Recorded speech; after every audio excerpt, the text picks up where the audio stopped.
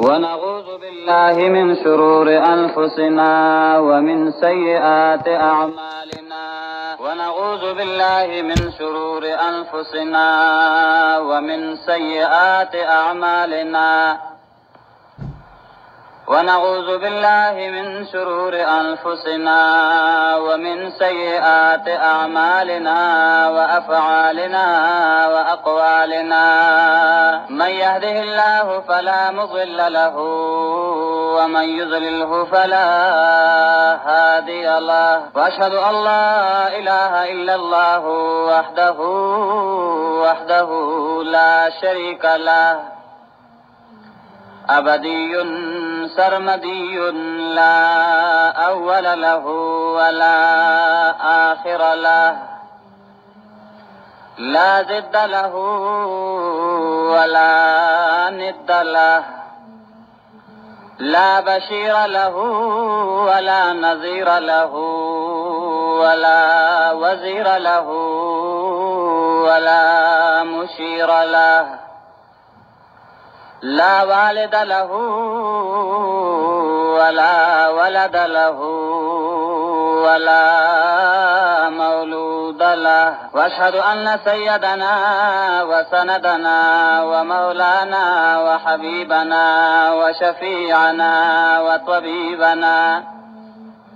وطبيب أمراض قلوبنا وقرة أعيننا محمدا عبده صلى الله تعالى عليه وعلى آله وأصحابه أجمعين أما بعد فأعوذ بالله من الشيطان الرجيم بسم الله الرحمن الرحيم الرجال قوامون على النساء بما فضل الله بعضهم على بعض وبما أنفقوا من أموالهم فالصالحات قانتات حافظات للغيب بما حفظ الله واللاتي تخافون نشوزهن فعظوهن واهجروهن في المضاجع واضربوهن فإن أطعنكم فلا تبغوا عليهن سبيلا إن الله كان عليا كبيرا. دعوت حق اسلامی کیسٹ مرکز صدر بازار توڑے نزیرن کونسل من جانب اسداللہ. 13 جمعہ مونږ وعده کړو چې ان شاء الله راتلونکي جمعه کې به د ښځې او د خاوند حقوق چې یو بل باندې نو د هغې تذکره کوو.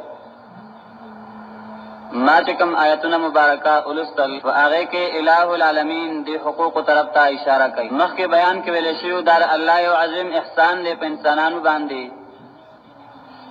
چې د انسانانو د نفسونو نه د انسانانو په شان هغې له زنانه پیدا کړي، هغې له عقل د سړي غونه کې ورکړه، شکل یې د سړي غونته کې ورکړه، دې دپاره چې د یو بل حقوق هم وپېژني، د یو بل سره مینه او محبت هم وي، د یو بل سره وخت او زندګي هم په صحیح طریقې باندې تېره کړي. که چېرې دا انسان د دې ښځه زناورو کې وی نو بیا به هغه ډېر په ګرانه باندې پوهېدی، د به یو حکم کو هغې به بل کار کو، که غیر ذی عقل شی نو بیا به هم صحیح نه وه. لیکن الہ العالمین ورله عقل او پویه ورکړې ده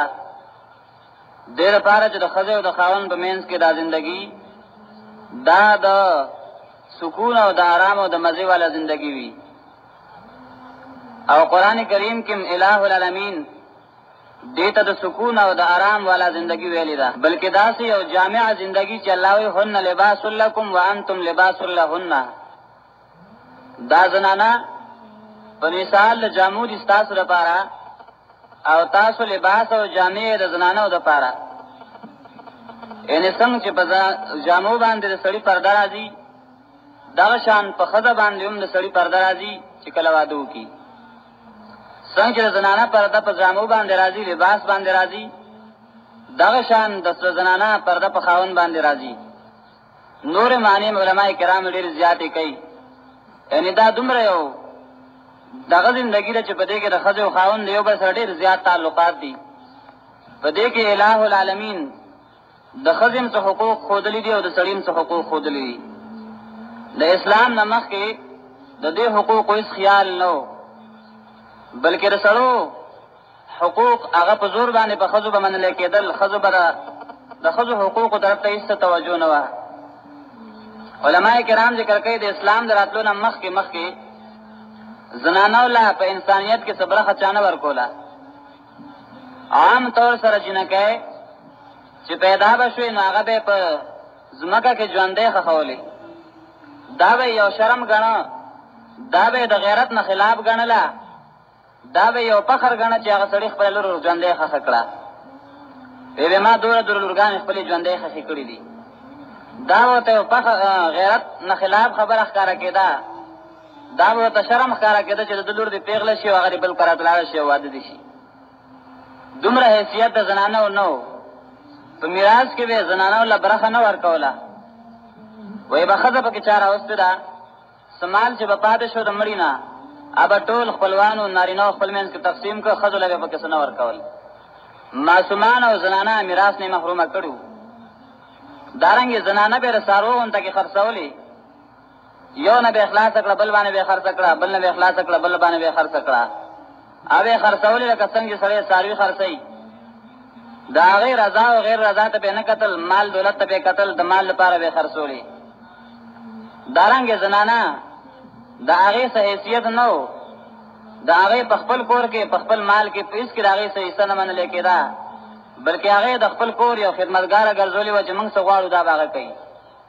کوم شیزونه به د دوی خوښ وو نو ځان له به جایز کړي وو، په ښځو به حرام کړي وو. بعضې شیزونه به ښځو له هم جایز کړي وو. کله چې اسلام راغی، اسلام د هر چا مقام وښوده، د ښځې مقام یې وښوده، د سړي مقام یې وښوده چې د ښځې کم مقام دی او د سړي کم مقام دی. الله وی اسلام کې د سړي عزت، د سړي مقام په زنانه باندې اوچت دی. خو سړی به هم ظلم زیاتې نه کوي د زنانو سره، سړی به هم د زنانو سره ښه سلوک کوي. الله پاک فرمایي الرجال قوامون علی النساء، او دا زیاتې نه دی، دا الله خپله فیصله ده. الله وی الرجال قوامون علی النساء بما فضل الله، سړي حاکمان دي په زنانو باندې، سړي قوام دي حاکمان دي په زنانو باندې. ولی حاکمان دي؟ بما فضل الله، په سبب د هغې باندې چې الله پاک سړو له غوروالی ورکړی دی. سورې بقره کې الله پاک فرمایي چې وللرجال علیهن درجه، د سړو په دې ښځو باندې غوروالی دی. سړی د ښځې په نسبت باندې بهتر دی، یعنی د خاوند حق په ښځه باندې زیات دی. وللرجال علیهن درجه، د خاوند په زنانه باندې غوروالی دی، د سړي په ښځه باندې غوروالی دی. نو دلته سورت نساء کې الله پاک فرمایي چې الرجال قوامون علی النساء، سړي حاکمان به په زنانو باندې. ولی؟ بما فضل الله، په دې کې د چا کار نشته، دا د الله فیصله ده. که یو زنانه را پاسېږي چې زه خدا نه منم چې زمانه دې سړی غوری، زه خو د سړي اوچتوالی نه منم، زه خو د سړي مرتبه نه منم، نو نعوذ بالله دا په الله باندې اعتراض دی. الله پاک فرمایي چې دې کې د بل چا کار نشته. بما فضل الله، دا زما خپله فیصله ده چې ما سړو له غوروالی ورکړی دی. بما فضل الله، په سبب د هغې باندې چې الله پاک سړي غوره کړي دي په زنانو باندې. د سړو مقام اوچت دی. د دې وجې نه تفسیر ابن کثیر لیکي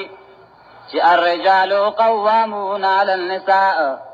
سړي حاکمان دي په زنانو نه. هغه سوی ای وهو رئیسها وکبیرها والحاکم علیها اذا اعوجت،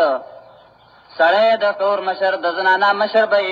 په هغې باندې به حاکمي. ومؤدبها اذا اعوجت، کله چې ښځه د خاوند حقوقو خلاف کوي وال هم ورکوي، ادب هم ورکوي. او بیا آخر کې وایي ولهذا كانت النبوة والملك الاعظم مختصة بالرجال، سړي ځکه د زنانو نه غوره دي چې حکومت الله پاک سړو له ورکوي، ښځو له نه ورکوي. دارنګې نبوت او پیغمبري الله پاک سره لور کړی دا خزل نه دا ور کړی تاسو خیالي کنه څومره انبیا چې راغلي دي یوم پکې خزه پیغمبر نه راغلي ټول سړي پیغمبران راغلي دي معلومی کی دا چې سړو مقام په خزه اوچت دی اوس دا خو بل جدا مسله ده چې نن خلک مساوات غواړي و یره مساوات وکړ دی څنګه چې سړی حکومت کولی شي دا چې خزه حکومت کولی شي او سړی هغه په خزه په سړو باندې مشرانی کړی دي د خزه حکم په شریعت کې دار چې دا په کور کې دنه ناشته خزه دانه دی جایز چې دار حکومت تراوزی سیاست تراوزی منبرات تراوزی ناظمه او چرمنه تراوزی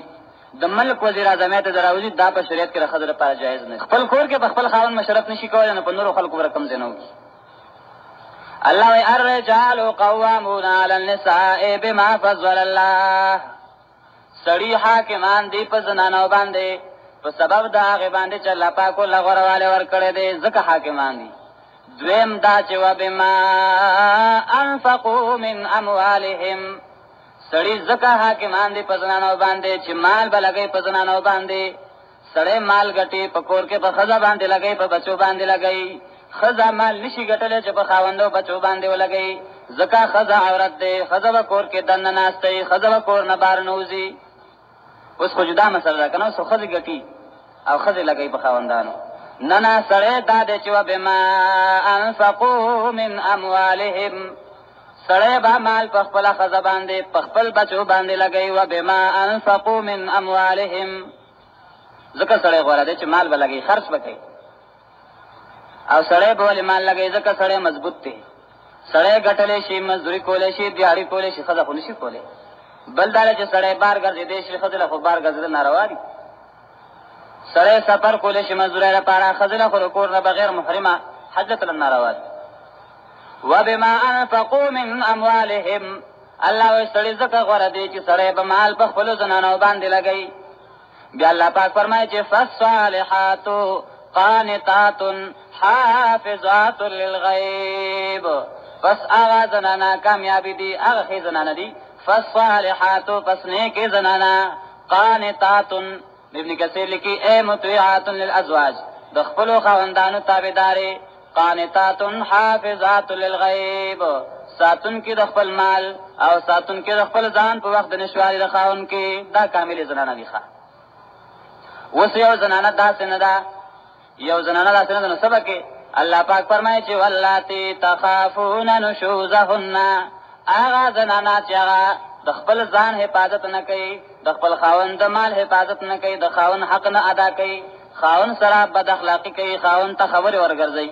د خاون د حکم خلاف کوي نو سبا کې الله پاک فرمایي واللاتی تخافون نشوزهن هغه زنانه هغه خزا چې تاسو یریږئ دغه د بد اخلاقۍ نه نشوزهن دغه د بد اخلاقۍ نه دلته نشوز معنی د بد اخلاقۍ باندې دی اخلاق خراب دي جنگ کې خاون سره کنځل ورته کوي حکم نه مني سبا کې بیا نو الله پاک فرمایي چې فعظوهن لومبنه حکم خدا دې چې نصیحت ورته وکا نصیحت ورته وکا وسړي غریب چې په خپل ټکې نه ورځنه خو ته بسوي اوس خو ډېر زنانه داسې دي الحمدلله چې هغه د نارینو نه خپويږي په دې خبرو باندې دې به تاسو وي د هټکی مسپل نور جن نصیحت بسو کې لږ دوره څه ویل غواړي چې خدای ته سره نصیحت کولی شي کنه فعظوهن الله پاک فرمای نصیحت ورته کې بل کتاب او سنت دا الله کتاب نور ته نصیحت وکا د پیغمبر اسلام دا حدیث نور ته نصیحت وکا چې ګوره د خاوند دا حق دی دا حق دی دا څه مکو کنه بیا هم نه مني نو بیا څوکا الله وی وهجروهن فی المضاجع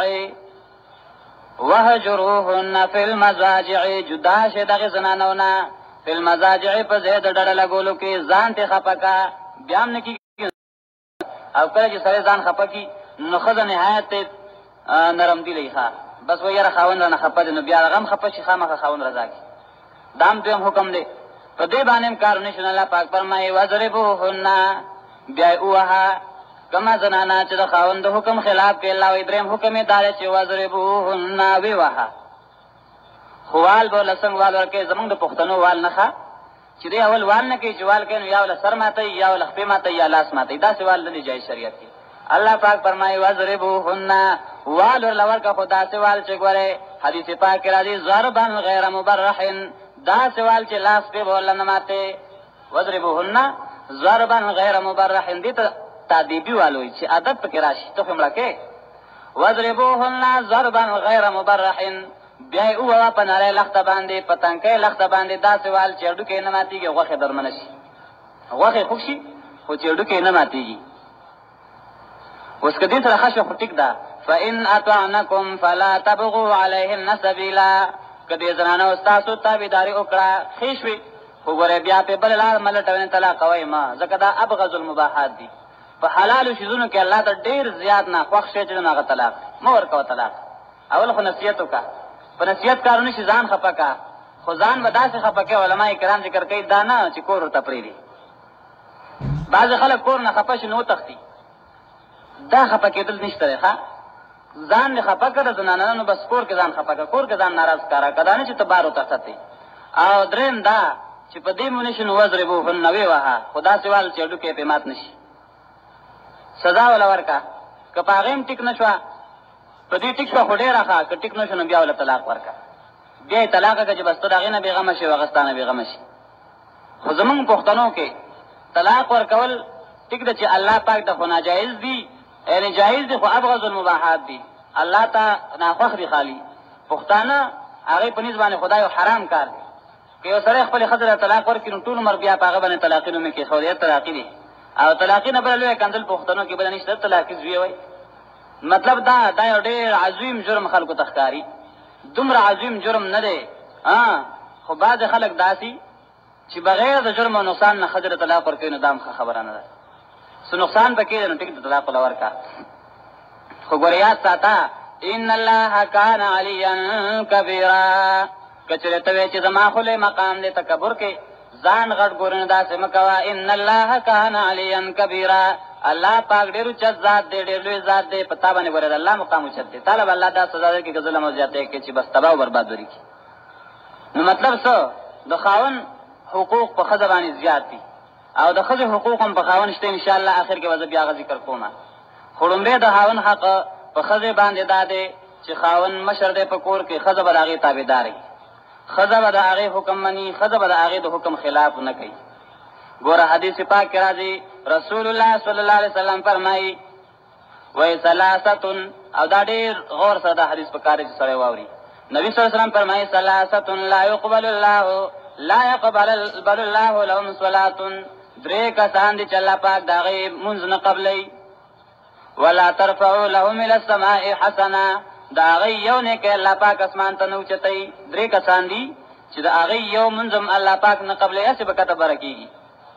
او یو نیکی الله پاک ځان طرف ته نه اوچتوي الله د نه سخت ناراض دی ښه دا درې کسان څوک دي یو العبد العابق حتی یرجع الى امواله فیضع یده فی ایدیهم یو هغه سړی هغه غلام هغه نوکر هغه غلام او وینځه چې هغه د خپل مالک نه وتښتېدل مالک یې پرېښوده او هغه ترې وتښتېده تر څو پورې چې دغه غلام واپس نه دی راغلی د خپل مالک په لاس کې لاس نه دی کېښودی خپل مالک یې نه دی رضا کړی تر هغې وخته پورې دغه تښتېدلی غلام څومره منځونه چې کوي نو د هغې منځ نه قبلېږي څومره نیکۍ چې کوي نو الله یې نه قبلوي ځکه د نه خپل مالک خفه دی دویم والمرأة الساخط علیها زوجها هغه زنانه هغه ښځه چې د هغې نه خپل خاوند خفه دی تر څو پورې چې دې ښځې خپل خاوند نه دی رضا کړی نو د الله پیغمبر فرمایي یو مونځ یې الله پاک نه قبلوي والمرأة الساخط علیها زوجها حتی یرضى عنها هغه زنانه د هغې یو مونځ نه قبلېږي یو نیکي نه قبلېږي کومې زنانه نه چې خپل خاوند خفه دی تر څو پورې چې د هغې زنانې خپل خاوند رضا کړی نه دی تر هغې وخته پورې یو عمل نه قبلېږي او دا ډېر دی په دې پښتنو کې ښځه بس اکثر لاړه شي پلار کره خاوند دغه شان پرېږدي بیا مینتونه جرګې او زارېګانې نه راځي دغه زنانه یو مونځ د هغې نه قبلېږي یو نیکي د هغې نه قبلېږي تر څو چې خپل کور ته نه دی راغلی او خپل خاوند یې نه دی رضا کړی د شریعت خو ډېره سپا سپا مسلې دي ښه او درېیم د الله پیغمبر فرمایي والسکران حتی یصحوا هغه نشیان چې هغې نشه کړې ده تر څو پورې چې د هغې نشه ده هغې وخته پورې د هغې یو عمل هم نه قبلېږي یو نیکي نه قبلېږي یو منځ نه قبلېږي ښه دا درې کسان د دې یو نیکي الله پاک نه قبلوي دا څومره عظیمه ګناه ده په دې کې به څومره زنانه مبتلا وي چې هغه خپل خاوند ته خبرې ورګرځوي خاوند ته ناراضه دی خاوند ته خفه دی یو بل حدیث پاک راځي رسول الله صلی الله علیه وسلم فرمایي اول ما تسأل عنه المرأة يوم القيامة عن صلاتها وعن بعلها لومبنه تپوس زنانه د قیامت پرځ کیږي د مونږ باره کې به الله پاک تپوس کوي او دویمه تر خپل خاوند باره کې تپوس کوي چې تا مونږ صحیح طریقې سره ادا کړو کله نو ادا کړې او ستا په کور کې ستا خاوند تر هغه سره څنګه ژوندۍ تیر کړې و هغه درنه په خیر دنیا نه راغلی او کنه تنگ ودنه نو چې کومه زنانه دا غي خپل خاوند خپه ده نو هغه زنانه ډیره زیات عذاب کې مبتلا وي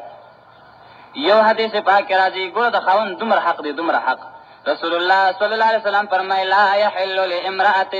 تؤمن بالله واليوم الآخر ان تصوم وزوجها شاهد الا باذنه زنانه د پاره دانه دی جایز چې دغه په الله ایمان دی او په قیامت ایمان دی کدا نپلی روزه نیسی نو خاوند نه به اجازه غواړي کله خاوند زړه نه دی نو دا به نپلی روزه نه نیسی یو خو فرضی روزه ده کنه اخو کله چاله خره او کله چاله خنه دی به روزه نیسی که خاوند دې منګیم نه به روزه نیسی نفلی روزه چې خزه نیسی نو دا به خپل خاوند نه تپوس کوي یعنی تپوس هم دنه کوي خو که خاوند په ناراض نو دا به روزه ماتي خاوند خپل روزه باندې نیسی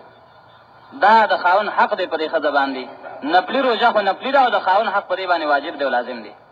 یعنی خزه بغیر د خاوند د اجازت نه نفلی روزه نشي نیولې فرضی روزه هم مالته چې جدا شله باندې سي لازمان که خاوند خپي او خوشالي لیکن نفلی عبادت نفلی روزه د خاوند د حکم نه بغیر نشي نیولې د خاوند ناراضګۍ په وخت کې روزه نشي نیولې دارنګي حدیث پاک راځي مقصد دا چې د خاوند ډیر زیات حق دی په خزه باندې دومره حق دی چې حدیث پاک راځي یو پیرایو زنانه را الله پیغمبر اسلام نه تپوس کو چې زما د خاوند متعلق خپل خاوند متعلق تپوس کوتي پیغمبر صلی الله علیه وسلم ته فرمایي چې فإنه جنتک و نارک فإنه جنتک و نارک دا خاوند ستا جنت هم دی او ستا جهنم هم دی تا د خاوند تابعداري وکړه تا خپل خاوند په دنیا کې رضا او ساتنه دا ستاره پر جنت دی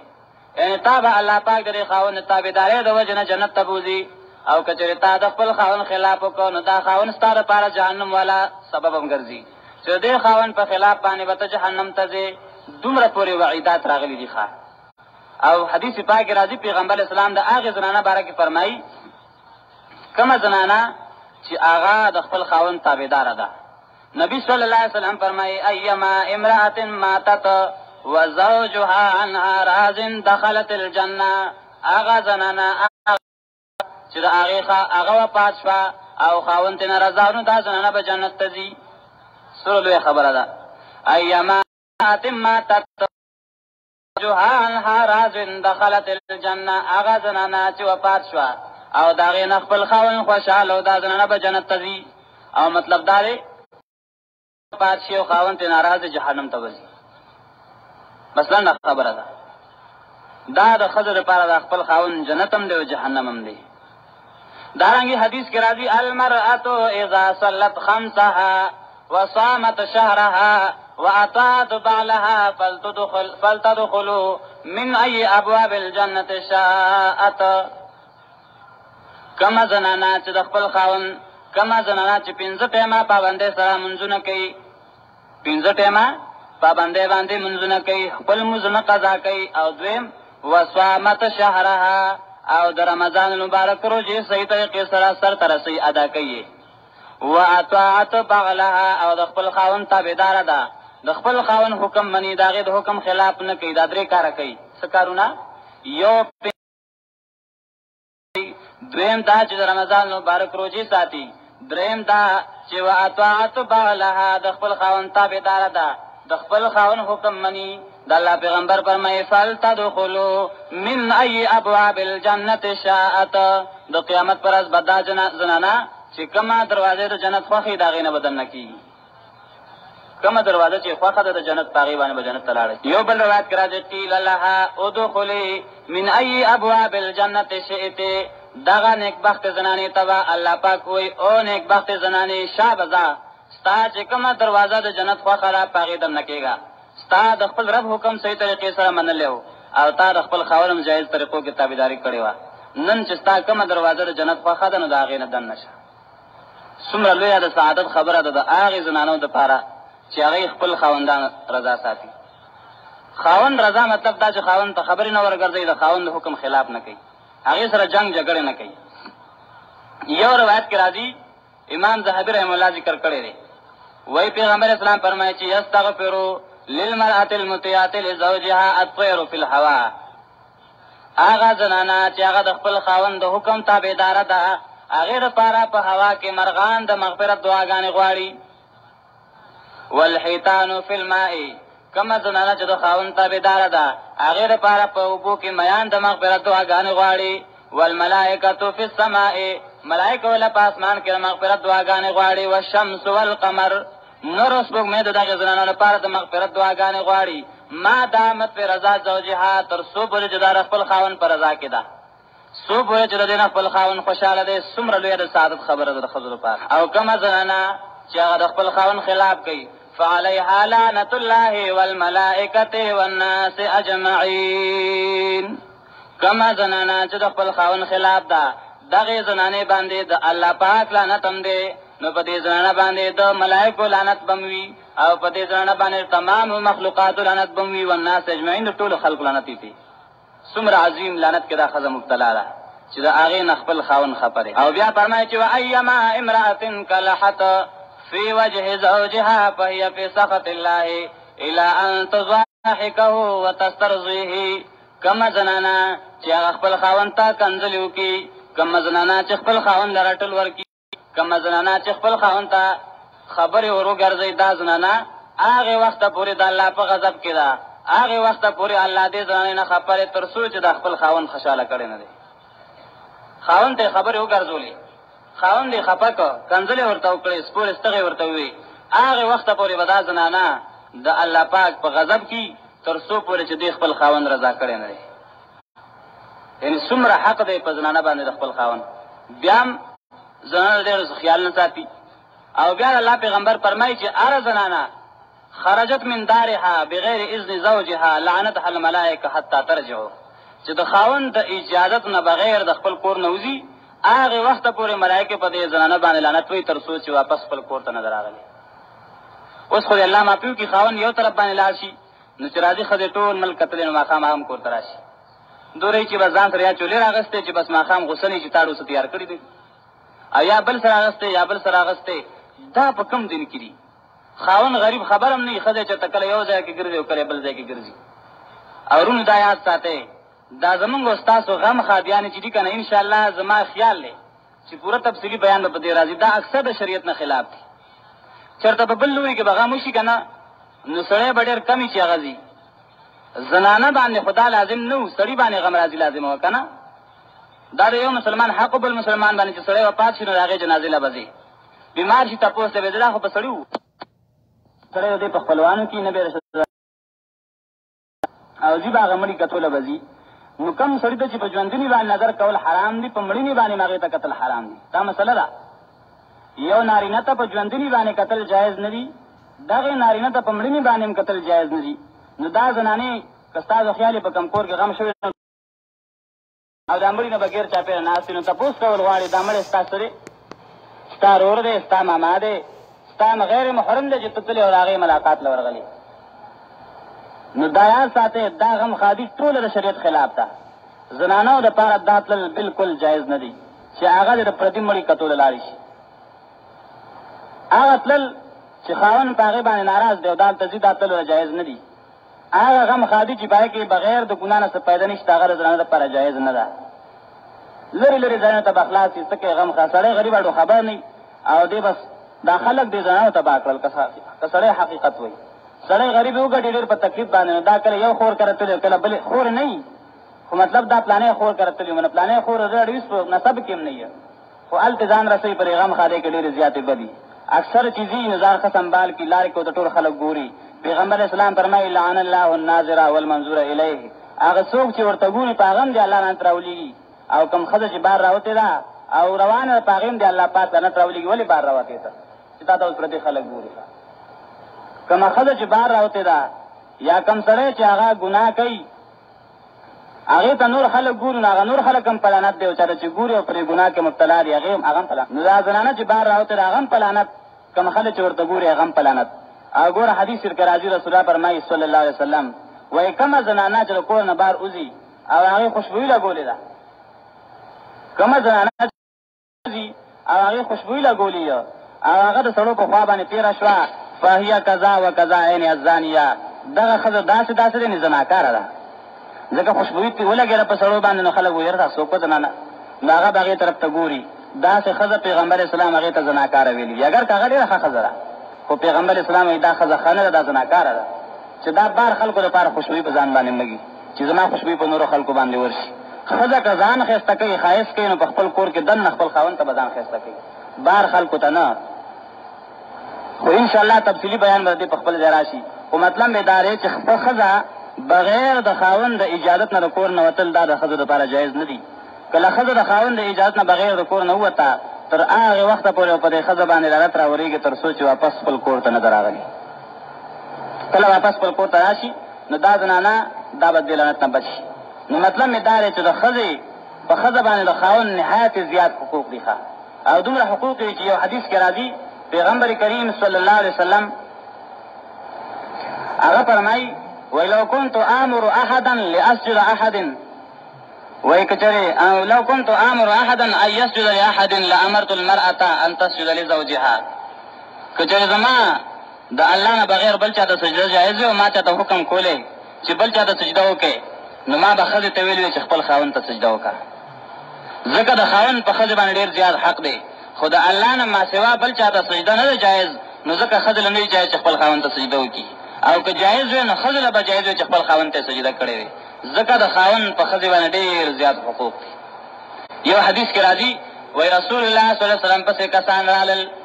ورته وایي چې الله پیغمبره زموږ دا اوښ دی ترغیب و ترهیب امام مزري دا روایت نقل کړی دی ورته وایي د الله پیغمبره زموږ دا اوښ دی په دې باندې موږ اوبه راوباسو او زمونږ پسونه بالکل تږي شوي دي زمونږ اوښ کار نه کوي بس چپونه لګوي لتې وایي اوس موږ له کار نه کوي د الله پیغمبره ته راشه چې موږ دې باندې څه دم واچو که ټیک شو پیغمبر علیه السلام لاړ چې کله پیغمبر علیه الصلاة والسلام لاړ صحابه کرام ورپسې دي چې هغه باغ ته ور دننه شو اوښ پکې ولاړ دی څوک یې خواله نه شي ورتلی پیغمبر علیه السلام ور روان شو صحابه کرامو ته وایي د الله پیغمبره مه ورځه دا اوښ خو داسې ښکاري د خولې داسې وضع کړې لکه د سپي غونه کې هسې نه چې چک در باندې ولګوي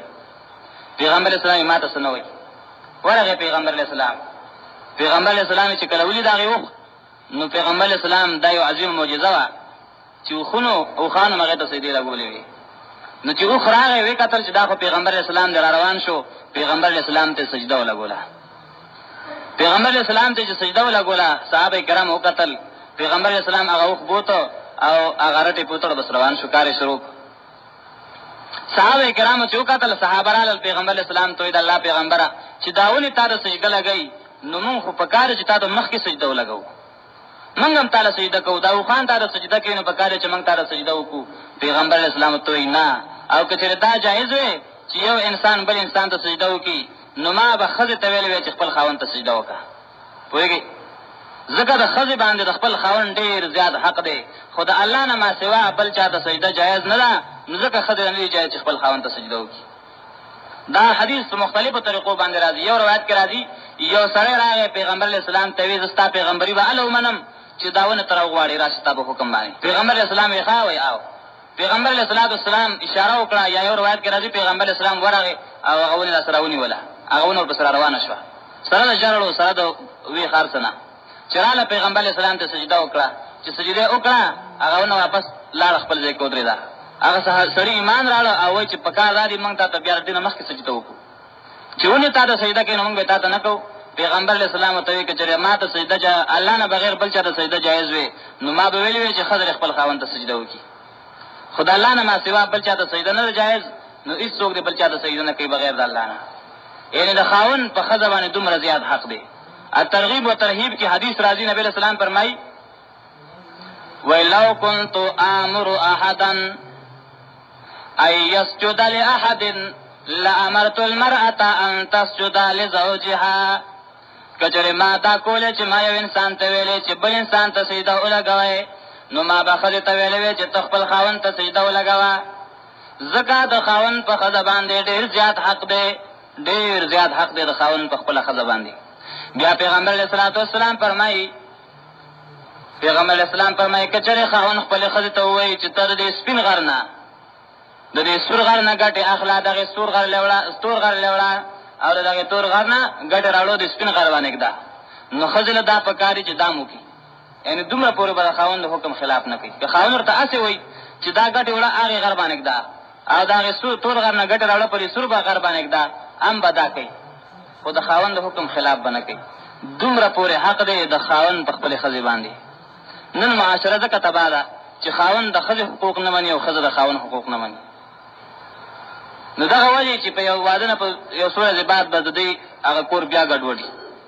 ځکه د یو بل حقوق خیال نه ساتي نو د خزي په خاوند او د خاوند په خزي باندې ډېر زیات حقونه په یو بل باندې ښه یو حدیث کې راځي نبی کریم صلی الله علیه وسلم فرمایي وای چې کله لاړم نو ما څه قسمه خزي په جهنم کې ولیدي څه خلک مې په جنت کې ولیدل نو څه مې په جهنم کې ولیدل په جنت کې چې ونه بای کې یو خزه هغه وا وای هغه زنانه چې په جنت کې ونه فامرأة عفیفة طائعة لله ولزوجها هغه خزه ما په جنت کې وکړه چې هغه پاک دامن و ځان غیبت کارونه پاک ساتلو او خپل خاوند تابعدار و پیغمبر اسلامي دا زنانه ما په جنت کې ولیدا جنت ته تللی و او وای بیا نور قسم خلک هم ذکر کوي وای سلور قسم خلق ما په جهنم کې ولیدل سلور قسمه کې څوک وای اما الاربع اللواتي في النار کم چې سلور قسمه خلقو چې په جهنم کې نو یو داوا فامراتن بذیئه اللسان علی زوجها یو هغه زنانه پیغمبر اسلام وای ما جهنم کې ولیدا چې هغه زبا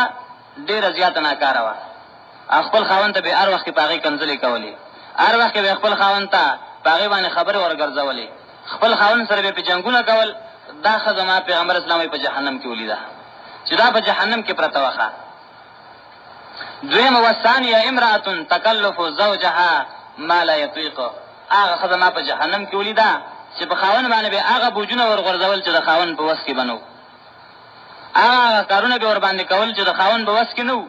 هغه غریب به ډېر زیات انکړو شابه دا وکاو هغه وکا د خاوند باغه وس کې نو خو هغه په خزه په زور باندې کول پیغمبر اسلام فرمایي دا زنانه ما په جهنم کې ولیدا هر زنانه په کاری چې هغه د خپل خاوند وسته ګوري خاوند مالدار ډېر خطرې غواړي خاوند غریب دې لګړي غواړي پیغمبر اسلام هغه زنانه چې د خاوند نه د حد نه زیاته خرچه غواړي خاوند تنگ کړو چې وس کې به نه وي هغه کارونه به په خاوند باندې کول دا ما په جهنم کې ولیدا او بیا فرمایي و امراه والثالثه امراه لا تستر نفسها من الرجال وتخرج من بيتها متبرجه هغه خزه ما په جهنم کې ولیدا چې هغه بلارو کوڅو کې دغه شان ګرځیدا د خلکو نه به ځان نه پټاو پرده به نه کولا ستر به نه کو پیغمبر اسلام فرمایي دا خزه ما په جهنم کې ولیدا او سلورم پیغمبر اسلام فرمایي و امراه ليس لها هم الا الاكل والشرب والنوم وليس لها رغبه في الصلاه هغه خزه ما په جهنم کې ولیدا چې دا هغه بس دنیا کې صرف خوراک کا سره کارو خوراک کا وکاو وليس لها رغبه في الصلاه ولا في طاعه الله ولا في طاعه رسوله نه د مشوق کو او نه به چې الله او د الله پیغمبر حکم منا بس صرف خړل او اسکلا مس پروا نه ساتله مزه نه کو او داسې نه کو د الله او د الله پیغمبر خبرې چې به ووري پاغي باندې به سوګ نه راپو پاغي باندې به عمل نه کو پیغمبر اسلام فرمایي دا څه خزمه په جهنم کې ولیدا نو عذاب هم ډیر زیات دی ډایرکټ جهنم ته بځي هغه زنانه چې هغه د خپل خاوندانو حقوق نه ادا کوي او چې د خپل خاوندانو حقوق ادا کوي هغه رضا ساتي په جایزو کارونو کې نو دا زنانه به جنت ته ځي ګوره یو حدیث کې راځي پیغمبر اسلام ته زنانه رالی او ورته ویل الله پیغمبره یو زنانه ورته رااله نور خضر علی غلی و چې دلاله شو پیغمبر اسلام ته تاسو کا ورته رااله ورته ویل الله پیغمبر د نور خضر علی غلی امتاله زمونږ یو مسله ده هغه دا چې ګوره دا سړي چې د جهاد لمزي نورم ډېر د نیکای کارونه کوي حجونه کوي زکاتونه ور کوي او د جهاد لاړ شي نو موږ د دې په کورونو کې ناستیو نو جهاد له مجاهد له ډېر لوی اجر دی چې شهید شو خو تمام ګناهونه ورته معاف شول او کچره دا مجاهد شهید نشي او غازی شي نو بیا متخ پورا کارونه کوي موږ په کور کې دنه بندیوان ناستیو نو زموږ لپاره ثواب شته او کنيشته پدې کې پیغمبر اسلام فرمایي تاسو پر کور کې دنه ناستئ چې تاسو کله پر کور کې دنه د خپل نفس او د خپل خاوند د مال حفاظت کوئ او د خپل خاوند د احسانات اقرار کوئ نو تاسو لپاره د خاوندانو مر اجر دی د احسانات اقرار مطلب دا چې خاوند سره کوم احسان کړی دی هغه منی بعض خزه ناشکرې او ګوره د ناشکرۍ په وجه باندې پیغمبر اسلام یې ځانه جهنم ته زیات دي ښا پیغمبر علیہ السلام فرمایي چې کله جهنم ته زه چې کله معراج په شپه لاړم ما وکتل نو ما زنانه په جهنم کې ډېرې زیاتې ولیدې چې زنانه د سړو په نسبت جهنم کې زیاتې وي. زنانه عرض وکړه الله پیغمبره دا ولې موږ جهنم ته زیاتې ځو؟ وایي تاسو کې دوه کارونه دي. یو کار دا چې تاسو لعنت زیات وایي، لعنت په هر څه باندې لعنت وایي تاسو، یعنې ګوره په خاوند باندې لعنت وایي، په بچي باندې لعنت وایي. لعنت مطلب خیری دی. تاسو خیری ډېرې زیاتې کوئ. که په کور کې څاروی روانې وکړي نو هغې ته خیرې کوئ، که چرګ روانې وکړي نو هغې ته خیرې کوئ، هر څه د تاسو خیرې کوئ. تر دې پورې دا زنانه نه دي د الله کارونو کې هغې ته خیرې کوي. که هوا لږه غونې چاښه شي نو هم هغې ته خیرې شروع کړي، او که نور له غونې څه نقصان وشي نو هغې کې هم دی خیرې شروع کړي. حالانکه پیغمبر علیه السلام فرمایي تاسو هوا ته کنځلې مه کوئ، خیرې مه کوئ، ځکه هوا دا د الله په حکم باندې راغلی، دا په خپل حکم باندې نه ده راغلی. دی خو یې هوا د خدای داسې کې ټول کور راله بیا څښاک، حالانکه دا خو الله پاک رالیږي که نه. خدا مجاز د ښځو دی، عادت د ښځو دی چې دی خیرې زیاتې کوي. نو پیغمبر علیه السلام فرمایي دا ښځې چې جهنم ته ځي نو د دې خولې په وجه به ځي چې دا خیرې زیاتې کوي، نو ځکه به دا جهنم ته زیاتې ځي. نو په کار دا دی نیکعملو زنانو لره، دیندارو مسلمانانو ښځو لره چې هغه بالکل خیرې نه کوي. ګوره بعضې وخت کې دا خیرې قبلېږي، داسې وخت کې خیرې وځي د خولې نه چې بس هغه فورا قبولې شي. نو اگر چې دی خدا نه غواړي چې زموږ دا خیرې قبولې شي خو بیا هم قبلېږي. بعضې وخت کې داسې چې هغه وخت کې قبلېږي. نو په کار داري چې خپل ځان ته خیرې نه کوي، خپل خاوند ته خیرې نه کوي، خپل اولاد ته خیرې نه کوي. کینې یا به قبول شي یا به قبول نه شي، خو ته خو به جهنم ته به ځې که نه. دویم دا پیغمبر علیه السلام فرمایي تاسو جهنم ته ځکه زیات ځئ چې وتکفرن العشیره، تاسو د خپل خاوندان د احساناتو ناشکري کوئ. د خاوندانو د احساناتو ناشکري کوئ. هغه څنګه؟ پیغمبر علیه السلام فرمایي ټول عمر یو زنانې سره خپل خاوند احسانات کوي او دا زنانه یې خوري، پروا نشته. خو که یو ورځ ته چېرته خاوند احساناتو کې کمی راغی یا خاوند غوسه شو، جنګ جګړې ورسره وکړې، نو دا ښځه ورته وایي تا د خدای پاک داسې کي ستا په دې کور کې چېرته ما ښاده ورځونه منتله. نو هغه ټول عمر ښادې ورځې چې تېرې کړي دي، خوشحالۍ ورځې تېرې کړي دي، نو دا زنانه بیا وایي ما پکې چېرته خوشحالي ونه منتله، یا ستا په دې کور کې چېرته موږ ښه ورځ ونه منتله. داسې ناشکري کول پیغمبر علیه السلام فرمایي د دې په وجه باندې به دا ښځې جهنم ته ځي. پیغمبر علیه السلام فرمایي چا چې د انسانانو شکر ادا نه کړي د الله شکر نشي ادا کولی، د الله شکر هم ته نه قبلېږي. نو ښځه کې دا دوه مرضونه زیات دي، یو خیرې کول، دویم ناشکري د خپلو خاوندانو. په دې وجه باندې به زنانه جهنم ته زیاتې ځي. په کار دا دی چې دا عادتونه زنانه له ځان نه لرې کړي. نو مطلب دا د خاوند په خپلې ښځې باندې ډېر زیات حقوق دي. نو که چېرته زنانه د خپل خاوند د حقوقو خیال وساته او خاوند د خپلې زنانو د حقوقو خیال وساته، نو بیا به داسې چېرته هم نه کېږي. اوس د ښځې په خاوند باندې څه حقوق دي؟ دا خو د خاوند حقوقو په ښځو باندې چې ښځه به خاوند په خپل هر حکم کې تابعداري. اوس د ښځې په څه حقوق دي؟ نو ما درته وایي چې د اسلام نه مخکې د ښځې هېڅ حیثیت نه و. کله چې اسلام راغی نو الله پاک دواړو د خپل حقوق ورکړل. الله پاک سړو ته وفرمایل چې وعاشروهن بالمعروف، او خاوندانو او نارینهو زندګي تېروئ دې زنانو سره په ښې طریقې باندې. دی سره که ژوند تېروئ نو ګورې په ښې طریقه ور سره ژوند تېروئ، دا د زناورو غوندې مه ګڼئ لکه جاهلیت کې چې به خلکو ګڼلي. وعاشروهن بالمعروف، ښې طریقه باندې. دویم آیت قرآن کریم آیت ویلی چې الله پاک فرمایي سړي ځکه غوره دي چې وبما انفقوا من اموالهم، چې دوی به په خپلو زنانو باندې مال لګوي. مال به په زنانو باندې لګوي، نو مال لګول حق دی چې سړی په خپله ښځه باندې ولګوي. او که یو سړی شوم دی مال په خپله ښځه باندې نه لګوي، نو یو حدیث پاک کې راځي حضرت ابو سفیان رضی الله تعالی عنه ښځه راغله، حضرت هند رضی الله تعالی عنها، او پیغمبر علیه السلام ته فرمایي چې ای د الله پیغمبره زما خاوند بخیل دی، دومره مال نه راکوي چې زما د بچو ګذران ورباندې وشي. لږې غونې پیسې مال راکړي نورې ځان له سنبالوي، په هغې باندې زما د بچو ګزاران نه کېږي، یعنې بیخي لږې دي. نو زه څه چلو کومه؟ زه د هغې نه دومره مال اخیستی شم په پټه باندې چې زما د بچو ګزاره ورباندې کېږي. پیغمبر اسلام ته زیاتې به نه کې، دومره مال د هغې نه ته اخیستی شي په پټه چې ستا د بچو ګزاره ورباندې کېږي. نو مطلب دا که یو خاوند بخیل دی، ښځې له مال نه ورکوي، نو ښځې له دومره مال د خاوند د مال نه بغیر اجازت اخیستل جایز دي چې هغه پې خپله ګزاره وکړي. لیکن د هسې فضول اخیستو لپاره، زیب و زینت لپاره دا مال د خاوند نه پټول جایز نه دي. نفقات پې لازم دي چې خاوند به ښځې له ورکوي. دارنګې د ښځې مهر دی د خاوند سره، دا مهر خاوند باندې چې دا به لازمن له ورکوي. دا برلا لازمان ورکي خزه ورته وبخو نو بس بیا خپل اخلاق خبره ده. بیا ټیک ده که خزه نه بخي نو خاوند بخپل خزه له مہر ورکي. مہر دې ته وي ګوره ډېر خلک مہر نه پیژني، اسنه می اورېدل دی خو د مہر په مطلب نه پوهیږي. مہر دې ته وي چې څو وخت کې نکاح تړل کېږي کنه د سړي او د خزه مابین کې، نو دا نکاح بغیر د مہر دا مسله ده. مہر به پکې لازمان وي که لږ وي او که ډېر وي، خو لازمان به پکې مہر وي. هغه که پکې ځمکه ولیکلی شي، هغه که پکې سره ولیکلی شي، که سپین ولیکلی شي، که نغدې پیسې ولیکلی شي، دا حق دی د ښځې دا والا سړی د خپلې ښځې له ورکوي. او مہر دوه قسمه دی، یو مہر معجل دی، یو مہر مؤجل دی. مہر معجل مطلب دا چې د نکاح تړلو په وخت کې دا سړي خپل ځان سره مہر تیار نیولی دی او بس ښځې ته وایي چې دا ستا هغه مہر دی، دا پیسې دي، یا دا مې تاله اخستان درکړه د ځمکې چې تا ما له کومه مطالبه کړې وه، یا سره دي دا واخله. دې ته مہر معجل وایي، بس بېغمه شو، خبره ختمه شوه. یا مہر معجل دا مطلب سړی وایي نکاح به وکړو، اوس ما سره دا ستا مہر موجود نه دی، در به کم دله. دې ته مہر معجل وایي. د خاوند په خپلې ښځې باندې د ښځې په خپل خاوند باندې قرض دی. اوس پیغمبر علیه السلام فرمایي کوم سړی چې په هغې باندې د خپلې ښځې مہر قرض دی، دا خبره غور سره واورئ. کوم سړی په هغې باندې د خپلې ښځې مہر پاتې دی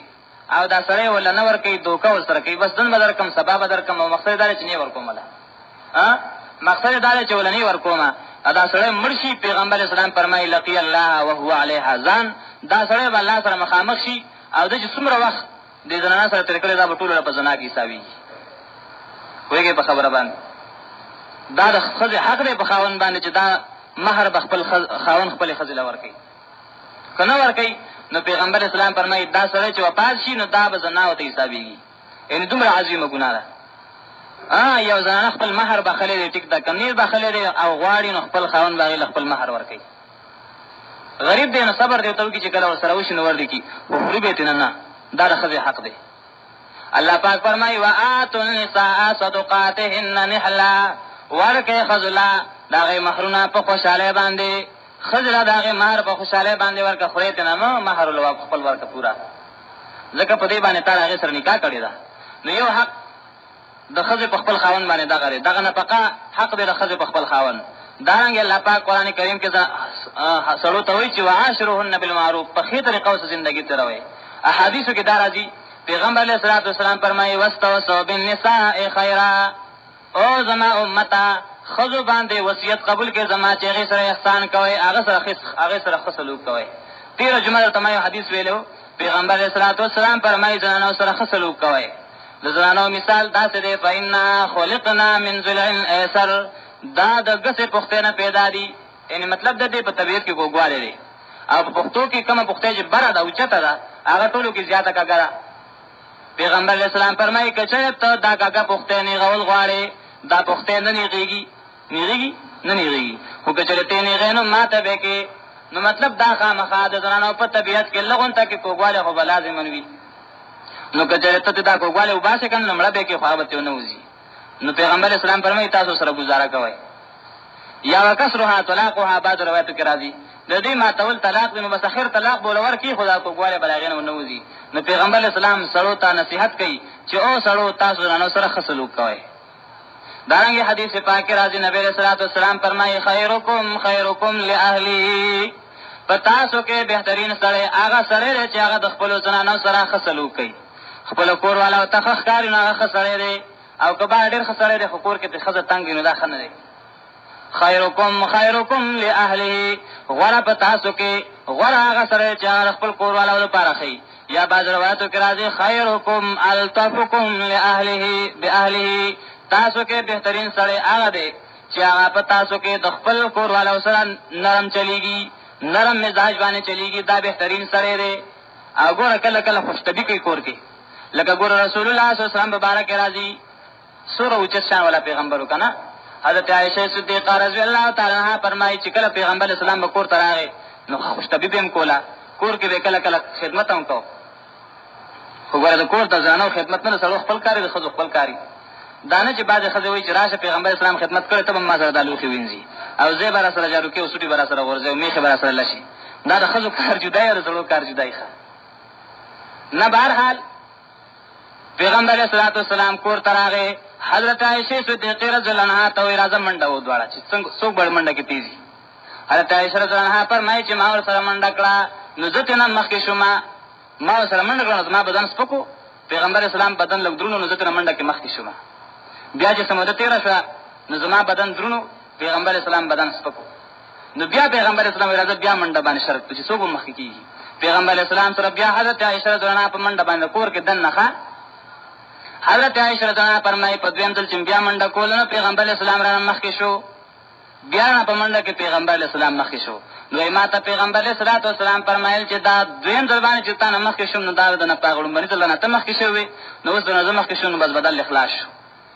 چې بیا نه وایي چې ورته نه زه مخکې شوی وم. نو داسې خوشطبي کول دا احادیثو کې نقل دی د پیغمبر اسلام نه.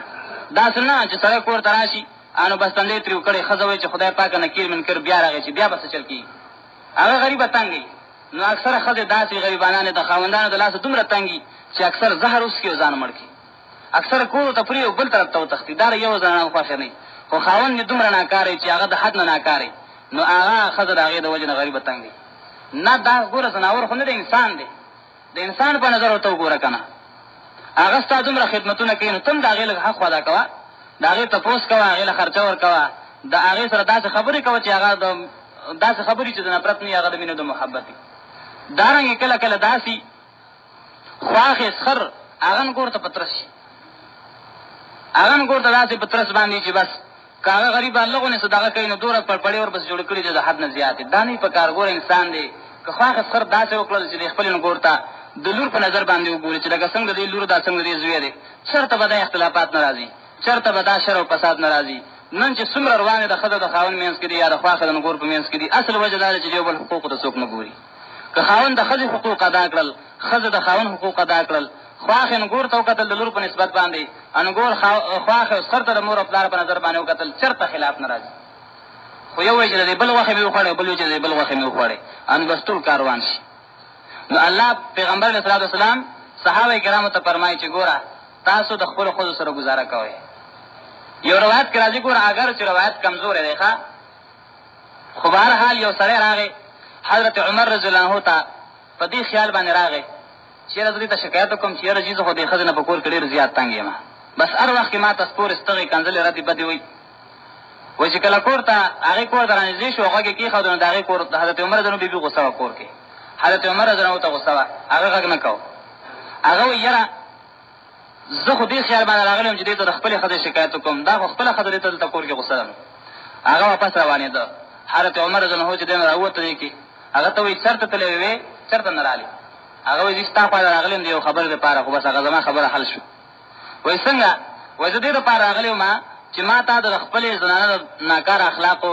بیان کړو چې زما زنانه ما سره داسې کوي داسې کوي، چې زه کله ستا کور ته رالم ستا د بیبي حال مې وکته نو بس ما وایي چې ستا بیبي هم داسې نو زه تا ته ولې وایم.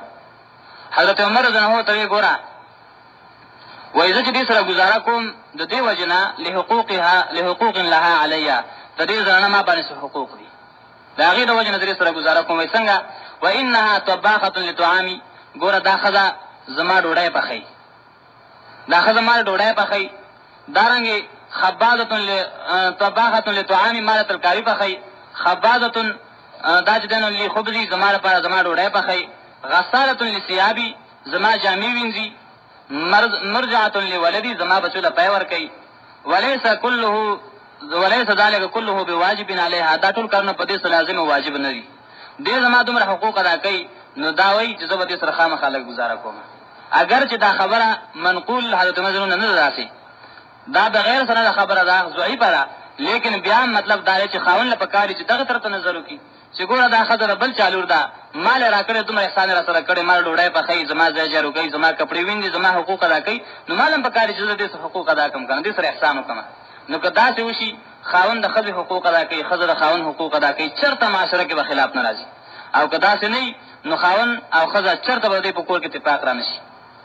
چېرته به د دې په کور کې مینه او محبت را نه شي. ښه نو ما چې کومې خبرې وکړې الله دې ټولو نارینهو زنانو له په دې باندې صحیح عمل کړو توفیق ورکړي. وآخر دعوانا الحمدلله رب العالمین.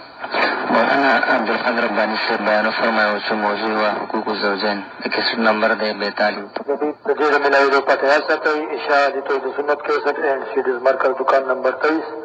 عبدالرحمن پلازانی زمین چوک جهانگیرا روڈ سوادی. پروپرائٹر انور شیر توحیدی. 03015710124. موبائل نمبر 03015710 124. الحمد لله.